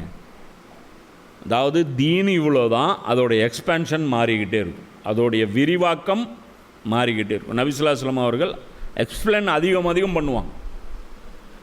அதாவது துறைகள் வந்து ஆட் ஆக ஆக ஆக ஆக உங்களுக்கு என்ன ஆயிரும், அதோடைய விரிவாக்கம் அதிகமாகிட்டே போகும். உதாரணத்துக்கு எடுத்துக்கோங்க, கனிமத் பொருள் வந்து ஒரு நபிக்கு, மூசா நபி பனி இஸ்ராயல்களுக்கு தடுக்கப்பட்டு இருந்துச்சா? இப்போ அவனுங்க ஆர்கியூமெண்ட்டாக என்ன வச்சானுங்க, வானத்திலிருந்து நெருப்பு வந்து சாப்பிடாத வரைக்கும் நாங்கள் ஈமான் கொள்ள மாட்டோம். அல்லாஹ் என்ன சொன்னான், நான் தாண்டா சொல்கிறேன் அப்போ சாப்பிட வேணாம்னா இப்போ சாப்பிடுங்கிறேன், சாப்பிட்டு போய் உனக்கு என்ன பிரச்சனை? அல்லாஹ் கட்டுப்படுன்னு தான் சொன்னேன் மூசாக்கிட்டையும். இப்போ மூசாவை ஃபாலோ பண்ணுறேன், நெருப்பு கேளுங்கிறேன். நெருப்பு தான் வேணும்னா வா, நெருப்பு இருக்குது. அப்படி தான் உனக்கு நெருப்பு வேணும் அப்படின்னா வா, நெருப்புலையும் போடுறேன். திமிரு பண்ணிகிட்டே வா, நெருப்புலையும் போட்டுடலாம். அப்போ ஆர்கியூமெண்ட்டு வைக்கக்கூடாதுங்கிறது புரியுதில்லை, குதர்க்கம் பேசக்கூடாது. அப்போ அந்த 10 தான் அதுவும் மூசா நபி காலத்தில் அது வேறு 10, இங்கே இப்போ வந்து நமக்கு வேறு 10. அதே இப்போ சொல்கிறேன் 2025 வேறு 10. ஏன் மாறி போச்சு உலகம்? இதே 10 நாம் எக்ஸ்பிளைன் பண்ணணும். இந்த 10க்குள்ளே அது வரும்.